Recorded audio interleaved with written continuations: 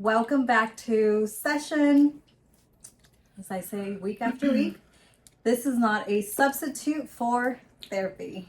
No, it's not. Thank you guys for coming back, joining us on our new session. Check-in. How are you? I'm doing well.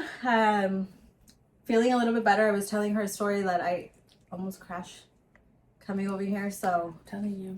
feeling a little bit better, more calmada now. I'm relaxed. Drive careful, everybody. Have you ever been in an accident? Yes. Oh, I haven't. I had a really traumatizing one. Wow. Really traumatizing. My car got totaled. I could have no longer been here. Like, my car got stuck in between, a lady, she was 85. She was driving, and are you familiar, you know the 5 points in Ventura? Mm-hmm. I think so. Yeah, it's like different intersections. So I was just going, but I was going like 30, and I was going to go meet up with my old professor. And I was just barely going like 30 miles per hour, whatever. Y vino una viejita del este lado, and I'm coming this way. And she, I don't know what she thought, but she just switched from like the furthest left lane all the way to the right lane where I was at. Y me pegó poquito on the corner of the backside of the driver. It spun. My car went under like a ditch that's there. Oh my gosh. And I literally, what they say, like, you see your life flash before your eyes. Literally, glass everywhere. My brake no estaba agarrando, and I'm like holding onto the steering wheel and just screaming like screaming like crazy because I could see it. There's a huge like light pole right there, and I couldn't move my car anymore. Smoke was already coming out. I couldn't get it to brake, so I hit my car hit the this is like those big thick the poles.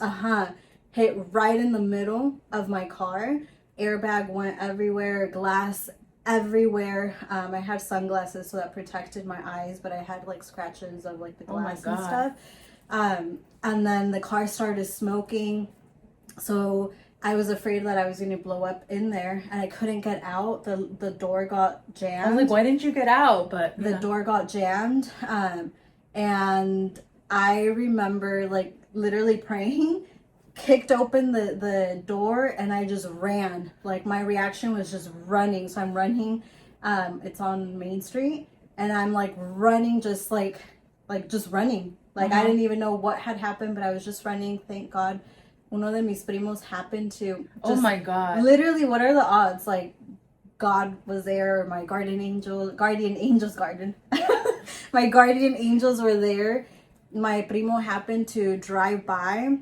He saw my my car, and he saw me just like running. He was like honking, pulled over. I just like went, jumped, and like hugged him, and I was like really like shaken up. And then we called 911, and oh my God, I couldn't drive through that street for like many years. Even now that it's been maybe like 10 years, when I drive, like, I like tense up a little bit, like me da miedo. You clench your butt cheeks. I tend to do that, like when I'm like braking for some reason. I also clench my butt cheeks. Like, I don't know why. Hey, you're like, working it out. Like it's gonna do anything. But I've never, thank God, never been in an accident though. But my brother has, in a really bad one a couple years ago, and he doesn't drive on roads anymore either. Like certain roads, or just like... Rose on Rose? Oh, on Rose. It was by RDV. Oh, yeah. RDV? The junior high on Rose. What is... Oh, Rio de Valle? Yeah, Rio de Valle. So he doesn't drive. But I've been pulled over. I got a ticket on my way to school one time. I don't know if this was standard procedure, but it was by Camarillo. You know, there's a Wendy's. He made me pull over, make me park by Wendy's, and he's like, not like that, like over the intercom. He's like, don't park like that. I was like, what the hell? So I parked across, like not like this, but across like 3 parking lots, and he freaking gave me a ticket. For parking like that? No, for speeding, I guess. He's like, you weren't speeding. I was like, I was literally going the speed that everybody else was. I mean, I didn't check if I was speeding, but everybody, people next to me were going that speed. So you didn't notice I was like driving behind you for a couple blah blah blah, and I was like, not really. And then I didn't even want to go to class, but I was like, I have to go to class. This is Was this when we were in grad school? No, this was in Channel Islands. I was undergrad. I was like, this is for the most expensive class I'm gonna have. Yeah. I'm gonna get a ticket and not even go to class. So I got all late to class. I was always late to that class. Yeah. So my accident was because I was gonna go pick up my check because I used to be a research assistant at Cal State Channel Islands, and I was gonna meet up my professor at Wood Ranch to pick up my check. I never made it because, yeah. Most expensive dinner. Yeah. That's crazy. But yeah, that's the extent of my. I got pulled over another time, and I cried. Did you get away with it? Well, they were like, "You ran a red." I didn't even realize I ran a red. I was lost. I was very.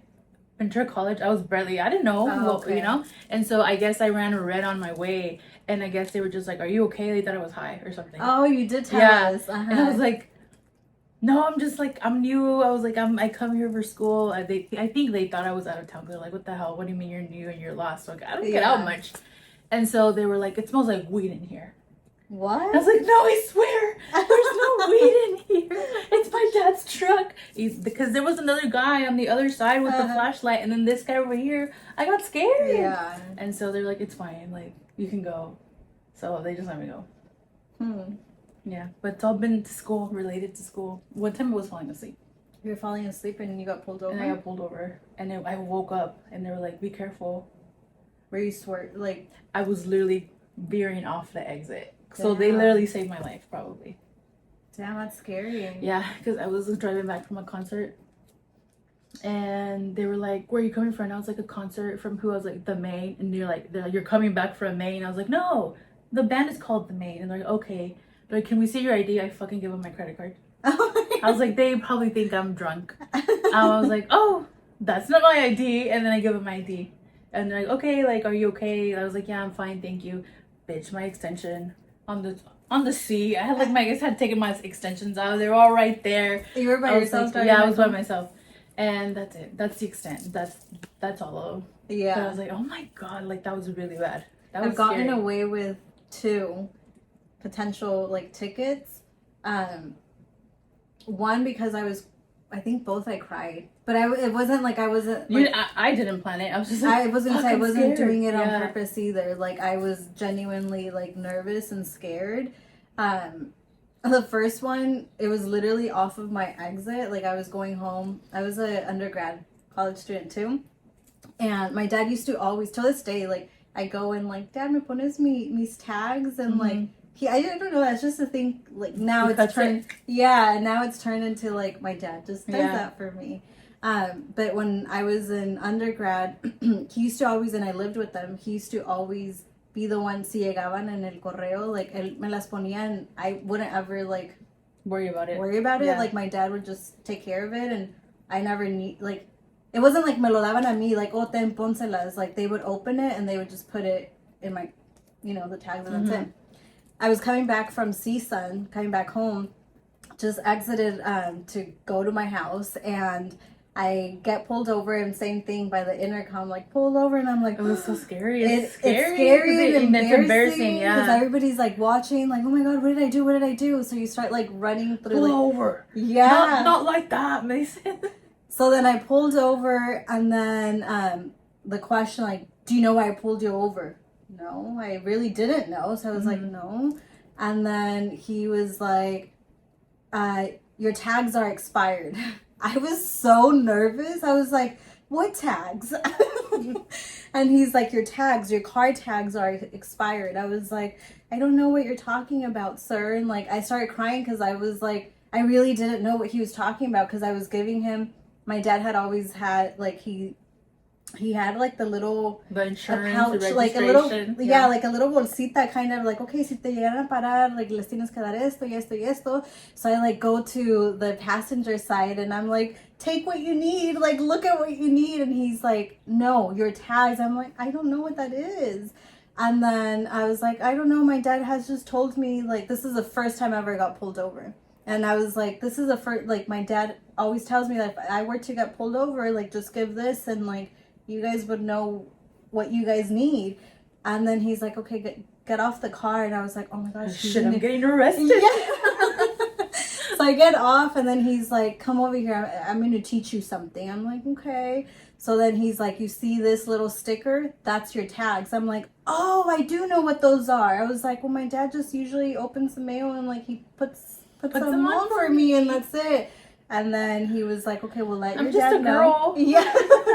He's like, let your dad know that they're expired and you need to put them. I'm like, okay. And he's like, I'm going to let you off with a warning, but he's like, you know, you should know. That's good that you have your dad and your dad helps you, but you should still know and be aware of your car and the stuff. And he's like, and you know, I'm a dad too. He's like, and something I teach my girls is before you get on your car, like check your tires. Like, what if you have a flat tire? You don't want to drive off like that. Like, just kind of give it a quick scan and you know, make sure your tags are still there because they could get stolen. I'm like, okay. So now, like, I don't do it all the time. Like, cuando me subo, like, sometimes I do, like, look at Not when I'm in a hurry. or, like, just kind of, like, kick my tire, pretending like I know what I'm doing, right? Like, oh, si tiene aire? Okay, si tiene. Sí. No, yeah. So. I mean, yeah, I only got one ticket. Oh, and then I got one right here in Victoria. Those damn cameras are no joke. Really? I literally was turning into, I think I was going to jury duty? No sé, but I was turning into, like, the street where you get into the court. $500. A camera ticket? Yeah, it was really expensive. And I was like, I swear, it was yellow. But then they have me and it was red. And I was like, am I crazy? Pues ya lo pagué. Damn. My parents have never, well, I've told them years later. Because I was like, if I told my mom, she would have never wanted me to drive. Dude, that's a lot. It was a lot. It was expensive. Damn. Anyways. Drive carefully. Yeah. Or cry. I'm just kidding. That helps. I'm just kidding. Also, I wanted to tell you about my newest obsession. What? On TikTok. Oh, not TikTok Shop, but on TikTok. It's a show. I don't know if you've heard of it. I think se llama Juego de las Voces. So, I don't know, something like that. But it's like famous artists and their kids. Uh-huh. So it's like, okay, and then there's this couple. Es la hija de Mijares y de Lucero. Mm-hmm. And she's on there. And then it's el hijo de Eduardo Capetillo y Vivi Gaitán. And he's on there. And everybody like ships them so hard. And I ship them so hard. Ship them? Yeah, like they want them to be together. Like relationship. They ship them so hard. I'm like, what does that mean? And I want them to be together too. I'm going to show you. They're young. I think they're in their 20s. Oh, okay. But they're so cute. Hold on. I need to see them now. Okay, look. That's the daughter and that's the son. Y luego se le olvidan las palabras and he saved her. He jumped in. Wait, ¿ella es la hija de quién? Ella es hija de Lucero. Oh my God, sí se parece. Ya, igualita. Y él también se parece a papá. Oh she my sings really gosh. good. So now I'm like, I shipped him so hard too. And that's all that's on my TikTok. That's funny. Look. She's gonna forget. And see, and then he starts singing for her. Oh, y esa es la hija de... ¿Paulina? No. Es la hija de uno que estaba en Timbiriche, se me hace, pero está la hija de Alicia Villarreal también. Oh, también. Y se ve igualita ella también. Really? It's crazy. Yeah. And they all sing. They all sing, yeah. I don't know what the purpose of the show is. Now I don't even know where it's on. But now I'm like, maybe I should watch it. Because she's so funny. She's actually really funny. I'm gonna have to... I'm gonna send you all the TikToks that I... So it starts popping up on my For You. And then, yeah, look. Okay, you can see them better right there. That's him. They're cute. Who's that? Whose daughter is that one? She's the hija de un cantante, es un señor. Rubín se llama, I think he was in Timbiriche or one of those bands. Oh, okay. Timbiriche, I think. Yeah. But I'll send you the TikToks later. Also, look at this. How it moved like that. Oh my God. Isn't that crazy?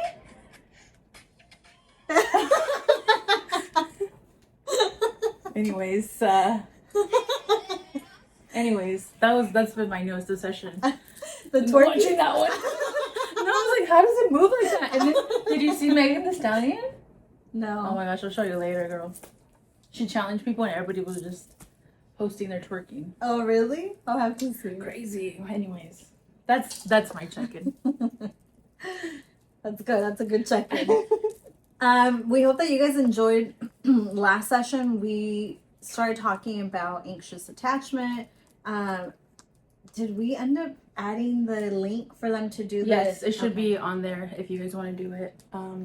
It's on the description. I'll add it on this one too. So that way, if you guys want to see what your attachment style is, today we're going to be covering and going over. We're going to be talking about avoidant attachment. I have my iPad here. If you guys see me looking down, I'll show you my cover. Fine. Look at how cute my cover is. And my pencil that you can engrave. Isn't that so freaking cool? That you could what? Yeah, you can put like, look. Oh, cute. That is super cute. Do I use it? Not that much, but it's cute. You probably can't hear me. Anyways, avoidant attachment style. An avoidant attachment style is characterized by significant emphasis on independence and emotional self-reliance. This isn't just a preference for solo time or space in a relationship. It's a deeply ingrained wariness of becoming too emotionally entangled with someone else. Avoidant attachment style, do you remember what scenario that was as far as with the little kid? I can't remember. Okay. Avoidant, just an overview. People with an avoidant dismissive attachment style are uncomfortable with intimacy and tend to be emotionally distant. They value independence and self-reliance, often avoiding or downplaying the importance of close relationships. They have difficulty expressing their emotions or relying on others for support. They often prefer to maintain distance in relationships. So they desire the connection, but aren't able to connect. Yeah, they're scared. They're independent. They are very much independent, and I don't need you. And then if I like you, that means emotionally I'm not independent because now I'm attached to you and avoid. Deeply ingrained wariness of becoming too emotionally entangled with someone else. When you start to feel cornered by emotional demands or intimacy, your internal alarm system kicks in. It activates protective measures that induce hypervigilance, emotional detachment, and total withdrawal. Your defense mechanisms activate and you emotionally shut everything down. And again, like we talked about, your attachment style is most likely a product of your early life experiences. It says, you may have been raised in a home where emotional expression was discouraged or where independence was overly emphasized. Interesting. Which maybe that one is, now that I'm thinking about it, I think it was a little boy, where he's indifferent when mom comes back in the room because mom hasn't been consistent. Yeah, you're right. And he's learned to just like, well, I kind of have to soothe myself and just figure it out. Even if mom leaves when I'm crying, like I have to self-soothe. Yeah, and then the next one says, your caregivers might have been inconsistent in their affection or emotionally unavailable altogether. Maybe they were just busy trying to support the family or dealing with their own struggles and unintentionally neglected your needs. These experiences often lead to a focus on self-preservation, even at the expense of meaningful emotional connections. Self-preservation because when you did rely on someone, they hurt you. That sucks. People with an avoidant attachment style may scrutinize their partners for flaws or keep an emotional scorecard. Not as a way to keep relationships in check, but as a way to justify their emotional distance. Wow. Well, you did this to me, so I don't care. I'm going to talk to you.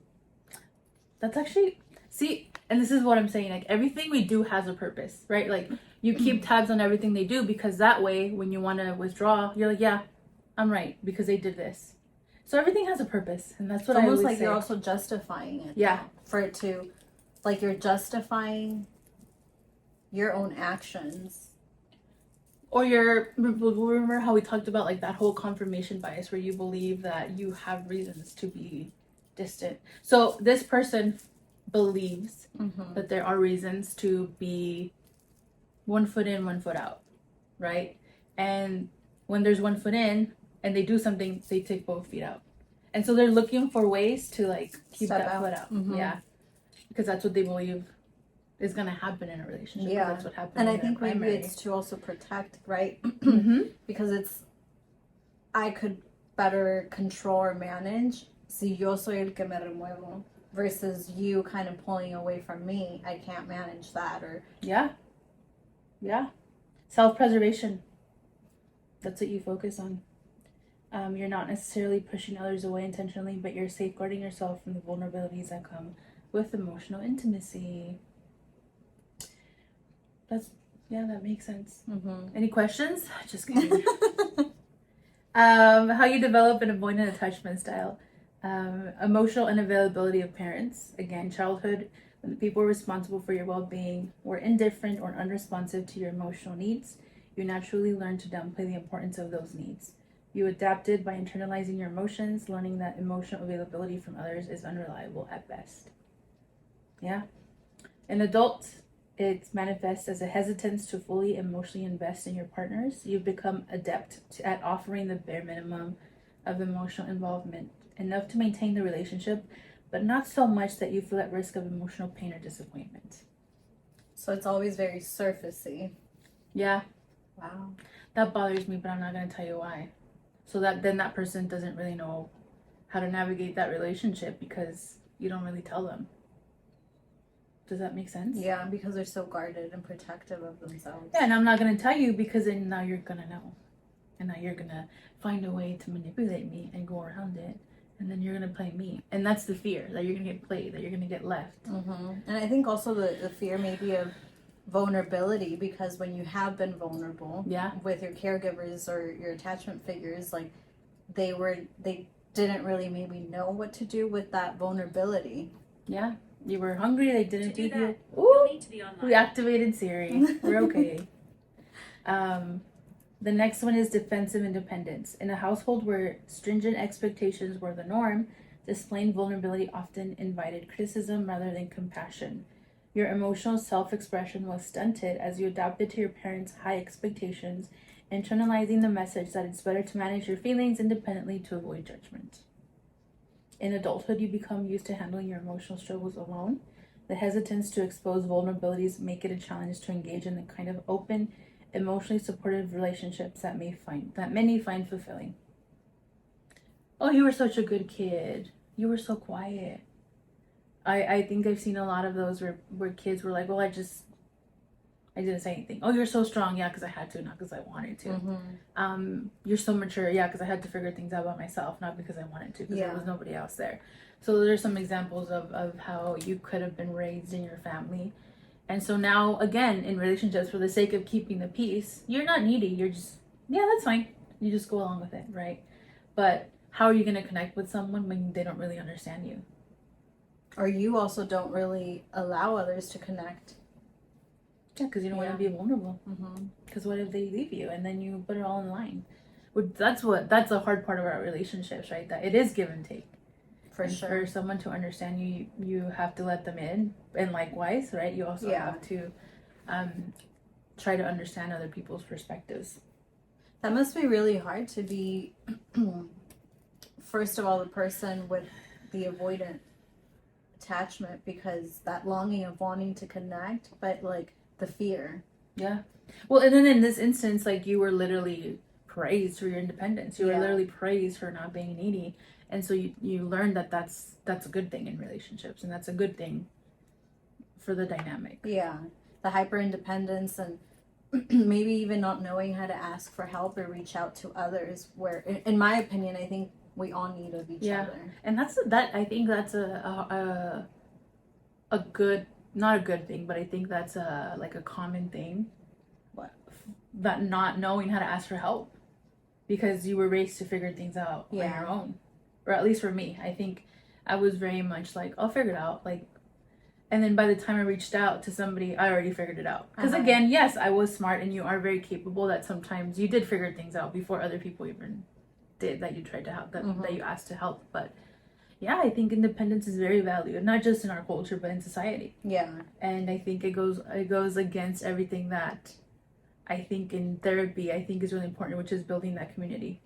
For sure. Your support system. So, yeah, it's kind of, it's contradicting. Like, I think I've shared this statistic, but you know, like, SI is less common in Muslims because their church is so strong, so they have a bigger sense of community. Interesting. Yeah. Warning, I guess. Sorry. Yeah, trigger warning. Parental mental health. And I think we talked about this in the other one too. Growing up with a parent struggling with depression and other mental health issues could mean experiencing emotional neglect or inconsistency.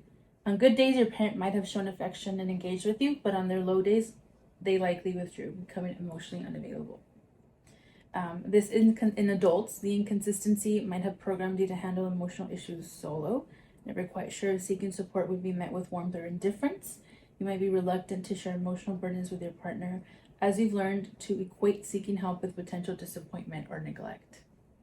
So that also leads to like people pleasing behaviors. Yeah, which are like, and just think about it. Like, you might be okay with it now, and that's what I say. If you start a relationship, les pasas cosas, like, that's fine. I'm just so in love. But then 10 years later, you're gonna be like, fuck this. Yeah. And then he's gonna be confused because you Well, never said anything when this happened, and so that changes the dynamics of a relationship, especially 10 years in. It's much harder to change the whole dynamics of a relationship because you've been unhappy for 10 whole years. Yeah. And that happens a lot in relationships. Que les pasas, it's fine, les pasas cositas. I feel like that happens, like in relationships even early on, where it's like, I'm not going to say anything por tarde no decir nada.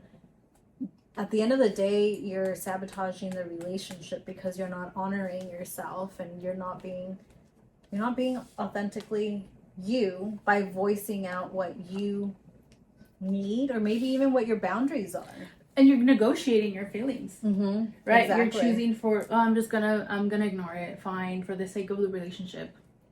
But it catches up to you, and then that could lead to resentment, right? Because le pasé esta, and maybe we're keeping a scoreboard again, y ya le pasé esta, and again. But he has no idea because he never knew, or she never knew, that it bothered you. Yeah. So it's like, you never told me. I know when you get mad or whatever it may be. So.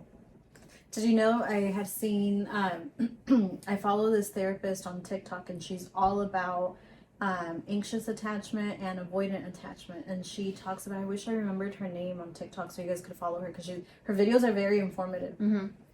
She talks about that the most common dynamic is an anxious attachment and an avoidant attachment because they kind of feed off of each other. Like the anxious, wants reassurance and wants like, am I doing it right? Like, is it okay? And then the avoidant likes also like having someone there, like kind of keeping them like, como se dice, like a la distan, like there, but not fully there because they're still being independent with themselves. And the anxious person like can feel that the 1 foot in, 1 foot out, and it reminds them maybe also of like their upbringing. So that's what's attractive to them.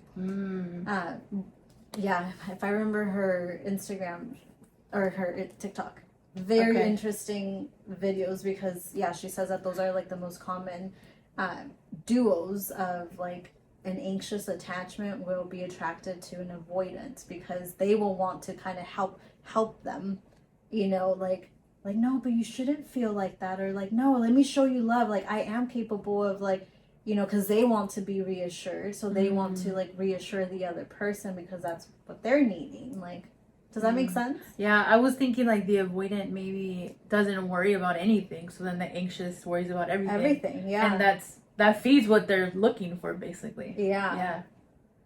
Interesting. That sounds exhausting. That sounds really exhausting. High standards and perfectionism. Raised in an environment where the bar was set exceptionally high, you were implicitly or explicitly taught that love and approval were contingent upon your achievements and behavior. This created an incessant pressure to be perfect, making you keenly aware of your own flaws and failures. Any shortfall was not just a simple mistake, but a mark against your worthiness for emotional support and affection. Jesus Christ, that's a lot. In adulthood, you find yourself not only demanding perfection from yourself, but your partners too. You have a tendency to judge your partners and create standards so high that they cannot be met. Over time, your high standards turn into high walls, limiting the depth and richness of emotional connections you could otherwise enjoy. Wow. I think that's pretty straightforward. Traumatic events, obviously. Experiencing traumatic events in childhood significantly alters your perception of safety and emotional well-being. These events could range from accidents, the loss of a loved one, to extreme forms of emotional or physical abuse. The trauma teaches you at a young age that vulnerability can be hazardous, making it imperative to construct an emotional armor for self-preservation. I think trauma can affect everybody. Yeah. And it can change your perspective on things like, no, I already lost this thing, or I lost this person, or everybody sucks, or all men suck, or all women suck. And so, yeah, that can definitely change and skew your perception and your views of things. That's why we want to do reparative experiences, right? Yes. You replace it. And I think that's why also there's a lot of work that could be done with like reparenting yourself. Yeah. Self, you were great. Adult reinforcement. You've learned to associate emotional openness with potential danger or pain, leading you to control the emotional temperature of your interactions meticulously. This emotional distance you maintain serves as both a shield and a barrier, protecting you from perceived threats, but also preventing meaningful, intimate connections. Busy parents. You grew up with parents who were constantly busy, be it with work, social commitments, or other pursuits. You likely experienced periods of emotional unavailability from them. Even if they provided you materially, their hectic schedules could have resulted in neglecting emotional check-ins or meaningful interactions. I think we were talking about this last time too, how our parents could have been busy working and it wasn't really their intention to not provide emotionally. And they didn't know that that's what they were doing. So a veces se las pasamos, you know, and I think it's just our stuff to work through sometimes. The environment in adulthood might have taught you to fend for yourself emotionally, equating independence with emotional safety. In your adult relationships, this manifests as a tendency to tackle challenges alone, hesitant to lean on a partner for fear of being an inconvenience or burden. Lean on a partner for fear of being an inconvenience or burden. A lot of like burdens. A lot of these are like, you feel like you're a burden. You feel like your needs, you can't have needs. You feel like you have to be quiet. It's a lot of this. That's really sad. Yeah. You shut up, you avoid. And I always also tell my clients, sometimes when we don't listen to our emotions, we're like gaslighting ourselves into our emotions are wrong. So you need to shut up and not talk about it. So you're even shaming yourself. So on top of whatever you're feeling, you're shaming yourself because that shame is what keeps you quiet. Yeah. It's a double whammy. And it also kind of reinforces like the inability to be vulnerable with people, because you're also constantly maybe having that dialogue with yourself of like no, they're not gonna care, like shut up, you're overreacting. Yeah. And I think half of the battle is you not like telling yourself no, like acknowledge. Or I say our feelings are like like little kids throwing temper tantrums. If you don't listen to them, they're gonna have a tantrum, and that's when we have these emotional outbursts. And so that's sad. I've noticed that pattern with these now, that it's a lot of keeping quiet. And well, they kind of had to, right? Yeah, like, avoidant. Because if they cried and mom or dad didn't show up, they had to eventually be quiet and self-soothe. Yeah, which keeps you from connecting with others. Yeah. A lot of sibling dynamics growing up amid I don't know how to say this word. Amidst, sorry. To intense sibling rivalry or competition can be more than just a family dynamic. It can shape your very understanding of attachment and emotional intimacy.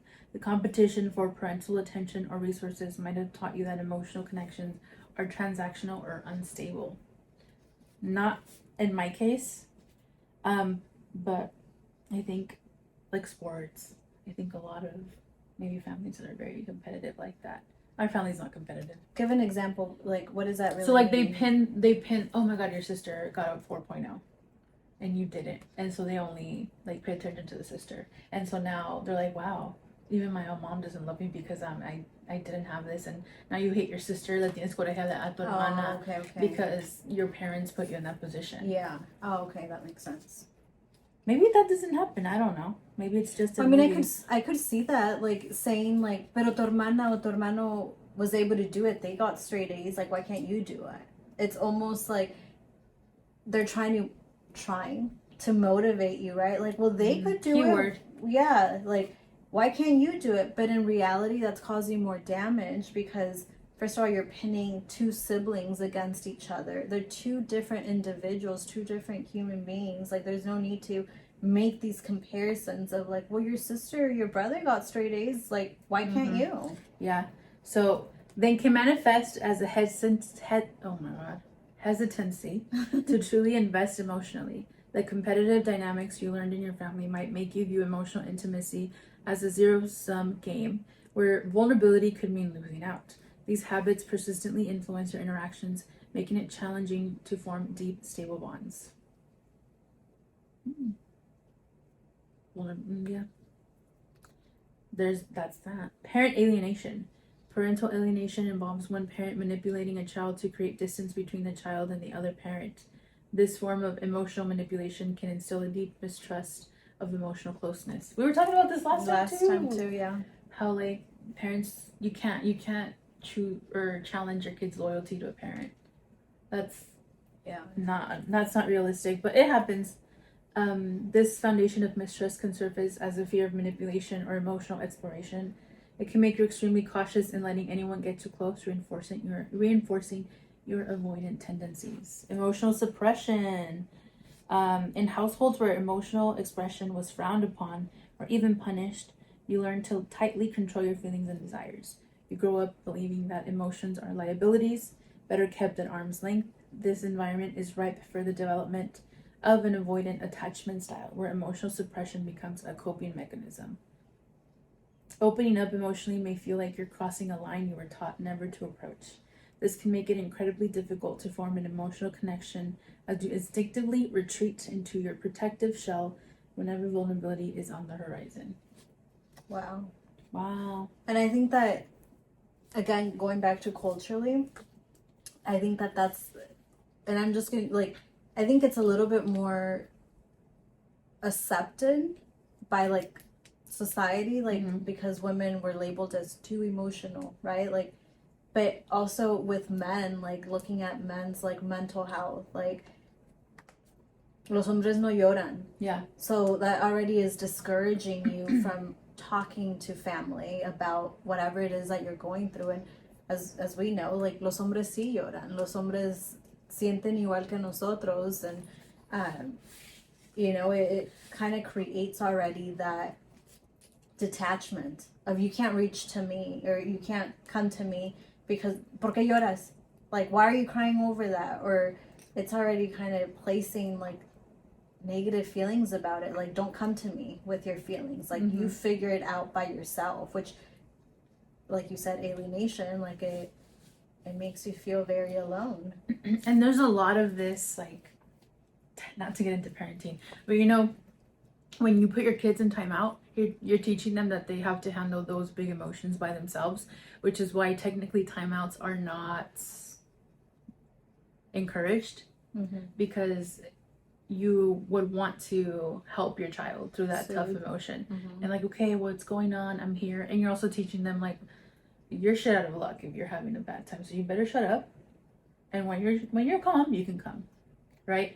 Whereas maybe you give them a little talk. Hey, I know you're really upset right now and you're crying, and maybe take a couple breaths, and then if you want to come talk to me, you can come talk to me. Even something like that, rather than being like, go to timeout. Or even validating, like, I know this is really hard. I know, you know, that you're having a hard time. Like, literally just pointing out what you're saying. Like, I know this is really hard. Literally, you're just validating already that feeling to your child.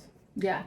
Rather than, again, kind of avoid it, right? Because if they cry, you're going to take them time out.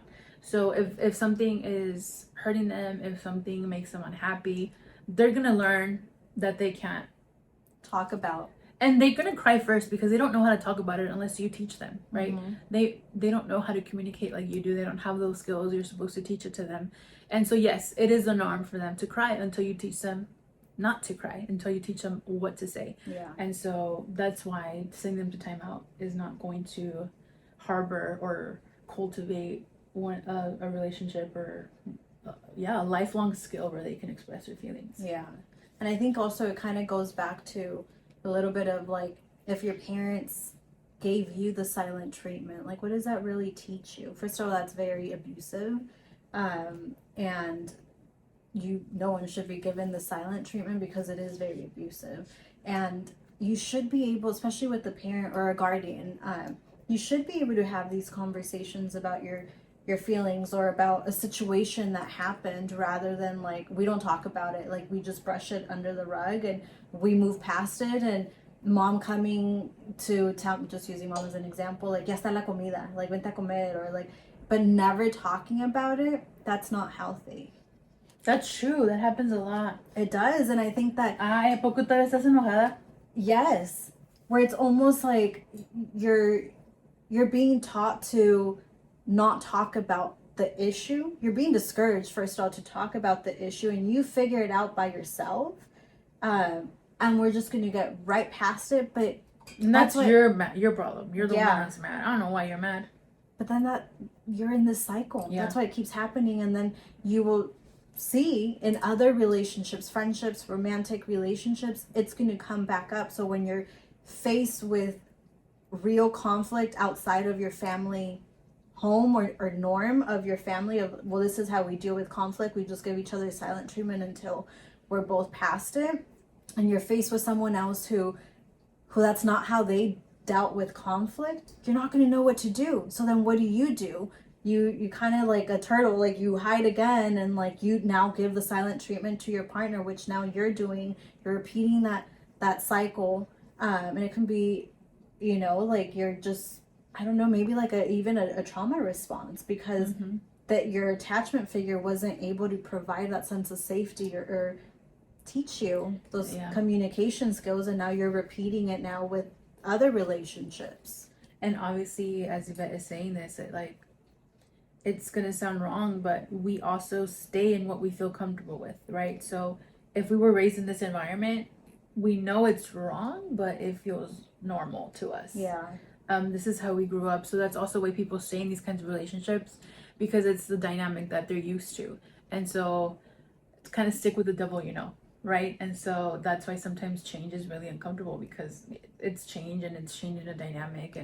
And to build off of that, where Yvette was mentioning how there's like no talk after like something happens. I always compare it to, imagine like a little blanket ripping, right? And so a discussion is a rip. And if you don't talk about it afterwards, it's gonna keep ripping. Yeah. If you go talk about it and you sew it back up, yeah, it'll still, you can tell that you sewed it, but it's not gonna keep ripping. And so that's kind of how I explain how important it is to have that after that discussion. Yeah. And so that you go back up, hey, I like with kids, I know I kind of had to give you a timeout, or I had to take this away from you, but this is why. Do you understand why? And they're like, yeah, I get it. Because if you don't talk to them, then they're going to think that they did something wrong. They're not going to understand why this punishment or these consequences, however it is that you refer to it, happened. And so it's really important to kind of have that reparative talk to sew that blanket back up. We still have two more, which is social and cultural reinforcement. Social experiences outside of the home also play a role, whether it was peer rejection, bullying, or simply cultural norms that glorify emotional stoicism. These social factors reinforce your inclination to keep emotional distance. The collective message was clear: showing vulnerability is a weakness, and emotional self-reliance is a gold standard. In adulthood, you might find yourself modeling or gravitating towards relationships that align with these socially reinforced beliefs. Being cool and unattached often gets validation, whether it's through media or social circles, fortifying your existing avoidant tendencies. The perpetual reinforcement from society at large makes it difficult to break free from this pattern. It's kind of like I was talking about, that we do value this independence of like, go get her and go do this. And yeah, it's hard to break out of that avoidant tendency when that's what social society tells you.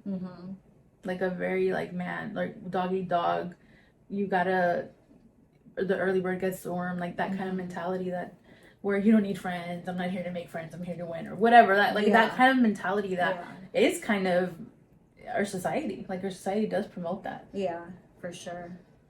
And so that's why you go to therapy, so that your therapist goes, no girl, what do you want? Do you like that? Has that worked for you? What's the purpose? And honestly, thank you for making that comment, because I think that that's very important. That personally, maybe because I'm a therapist, but I think we all should go to therapy. There's Yeah. so much to learn about ourselves, about our upbringing, and about our relationships. Like, especially if you have children or if you plan on having children, like, do the inner work. Are we talking about this because Yvette sent me a TikTok earlier today Which one?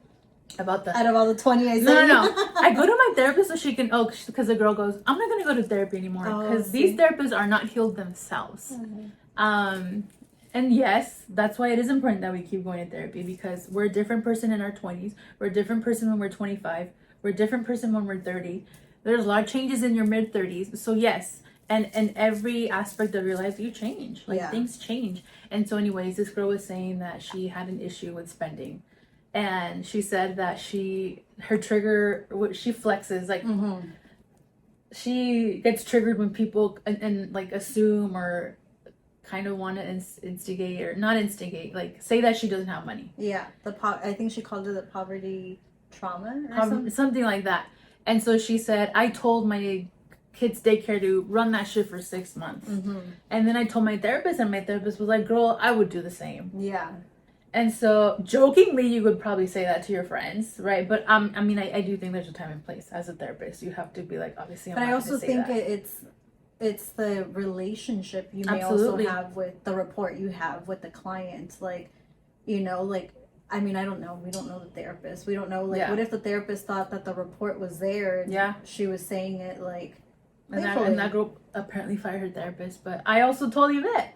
I said, yeah, but was I don't like the way that the client said, you're supposed to fix this. Like, no, girl, we're supposed to help you be aware of your triggers, right? Like, if you know, like drinkers, if you know that you're a drinker, you're not going to go to a bar, right? Maybe you shouldn't have credit cards. Maybe you know maybe you should have somebody else call in if you know that you're triggered, and you might, want to, like, there's different, maybe your therapist didn't give you techniques, maybe didn't give you tips, but in therapy, we make you aware, we help you, but you're the one that fixes it.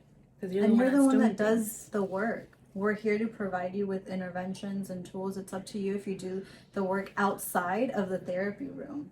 We don't know that. You're just with us for those 50 minutes. I don't know if it's every week or every other week or however frequently you go to therapy. Like, it's up to you to do the work. And I also think, I was actually thinking about this too. Maybe we could do one of the next sessions about, like, misconceptions or stereotypes that you think of or you've heard of therapists. Because I also think, like, let's also not forget, yes, we are therapists, but we are human. And sometimes even, like, in our role in the therapy room, we may say the wrong thing. And I mean, I don't know, like, I would have liked maybe the response from the client to have been, like, to have a sit-down conversation with her therapist and say, hey, this made me feel a certain way, or this is what came up for me, let's process it. Because that, in my opinion, that's where the work is done. You feeling like this because a therapist said that, maybe you're feeling like that when a friend says that to you too. And guess what? You could do that reparative work using your therapist as a vessel. Yeah. And maybe she felt frustrated, like, that you're supposed to hold me accountable. And maybe she felt like maybe the therapist wasn't holding her accountable. Yeah. In that place. But yeah, maybe your therapist felt like, oh, she must have known I was joking. This has worked in the past. Like, I've tried to make light of it. And so she wasn't too hard on herself. Like, again, we don't know what their relationship is like, and we don't know what the nature of their relationship is like, because you can have a relationship where you can joke with your client about TikTok. Oh my gosh, you're right, I just saw this TikTok the other day, I thought of you, or whatever. And you can have this client where you don't. It's very serious, right? Like, I was telling my client, don't look at your phone first thing in the morning. Because imagine you look at your phone and you're like, oh my god, they dropped another diss track. And then you're going to get all stimulated right in the morning when you're supposed to be chill. And so we just start laughing about, like, the Drake and Kendrick stuff. So you have clients that you can do that with. And I also think that's a huge, you should be able to talk to your therapist like that. Or at least I think that's a big, I don't even know if you can hear me, but I think that's one of the most awesome thing, that you are also human. Yeah. Yeah. Because if you were like a robot and you gave all these big words and what's TikTok? I don't watch TikTok, sorry. We can't discuss TikTok, it's not therapeutic. that's gonna have like a block in your relationship with your therapist. So yes, it's a balance, but we also go to therapy. We do need healing, and we're still working on it. But the professionalism comes where we don't take that into the therapy sessions. And ethically, if we feel like no, this I can't, then we won't see you, and we'll say we're not a match for you and refer out. Yeah. So just like therapists, I'm sorry, just like clients can be like it's not a match, therapists can also be like it's not a match. So that's where the professionalism comes in. Yes. Yes. I think there's one more and that's it. And this happens in your adulthood, and it's unresolved past relationships. While many attachment behaviors take root in childhood, some are born out of adult experiences. Relationships that ended poorly, were emotionally draining, or caused significant emotional upheaval can impact your attachment tendencies in meaningful ways. These failed or painful relationships introduce a new layer of emotional baggage, influencing how you approach intimacy and emotional investment in future partnerships. So as you forge new relationships, the shadows of these unresolved past relationships frequently resurface, especially when facing emotional closeness or conflict. These past experiences reinforce your hesitance to fully emotionally invest in a new partner.